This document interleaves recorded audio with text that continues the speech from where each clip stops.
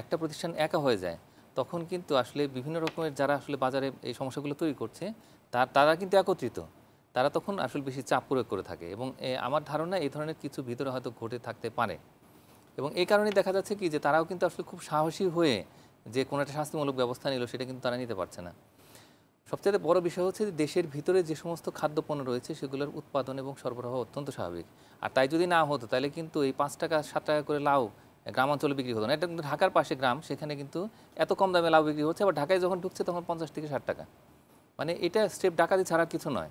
তাহলে এই ঘটনার যে ঘটলো, এরপরেও কিন্তু বড় যারা ব্যবসায়ী রয়েছেন তাদের কিন্তু, বা যারা পুরো সাপ্লাই চেনের মধ্যে মানে এই গ্রাম থেকে ঢাকায় যারা নিয়ে আসছেন বা শহরাঞ্চলে নিয়ে আসছেন, তাদের কিন্তু সেরকম কোনো শাস্তি হলো না।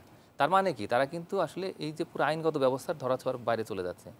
এখন একটা হিসাব নিকাশ তো আছে, এবং এই কৃষি যে সম্প্রসারণ অধিদপ্তর, তাদের একটা হিসাব আছে যে আসলে প্রত্যেকটা জায়গাতে মার্জিন বা আপনার এখানে যে নর্মাল প্রফিট সেটা কীরকম। তো সেভাবে করে কিন্তু তারা একটা দাম টাঙিয়ে দেন। এটা সবসময় বাণিজ্য মন্ত্রণালয়ের কাজ। এবং এই প্রত্যেকটা বাজারে দেখা যায় কি যে ওরকম একটা চার্ট আছে, মানে প্রাইস চার্ট যেটাকে বলে, কিন্তু সেটা কোনোভাবে মানা হয় না, এটা টাঙানোও হয় না মানে দৃশ্যমান কোনো জায়গাতে।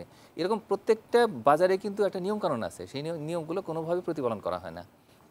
এখন এটাকে যে এনফোর্স করবে, তো সেটার জন্য একটা সম্মিলিত প্রয়াস দরকার, সেখানে মোবাইল কোড দরকার। তো আর প্রতিযোগিতা কমিশন যেটা, সেটা দেখবে যে না বাজারে এই প্রতিযোগিতাটা হচ্ছে কিনা। কৃষি পণ্যের বাজার যে প্রতিযোগিতামূলক, সেটা একেবারে মানে মাইক্রো ইকোনমিক্স টেক্সট বুকে আছে। মানে সেখানে বলাই হয়ে থাকে যে এই পৃথিবীতে এই একটা বাজার, সেটা আসলে প্রতিযোগিতামূলক।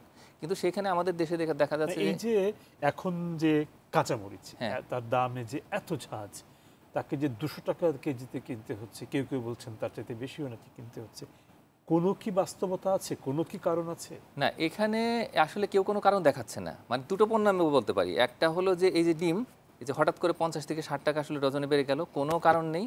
তার কারণ এবার কোনো খামারই বলেননি যে তাদের এই হয়তো 5 লাখ বা 50,000 মুরগি মরে গেছে এই হিট ওয়েভ হওয়া সত্ত্বেও। তো তাইলে, এবং পরে দেখা গেল যে 140 লাখ ডিম হিমাগার থেকে বের হচ্ছে, এবং সেটা ক্যাবের যে সহযোগিতা তাদের কাজে আমরা কিন্তু দেখতে পেলাম। তার মানে কি, যে তারা একটা সংকট তৈরি করছেন। কাঁচামরিচের ক্ষেত্রেও কোনো কিন্তু বলা হচ্ছে না যে কাঁচামরিচ নষ্ট হয়ে গেছে খেতে, এরকম ঘটনা ঘটেনি। কিন্তু পরে দেখা যাচ্ছে যে সরবরাহ অত্যন্ত স্বাভাবিক, কেউ বলছে না যে দাম বাড়ছে। তার মানে হলো যে এখানে অন্য কোনো ঘটনা ঘটাচ্ছে।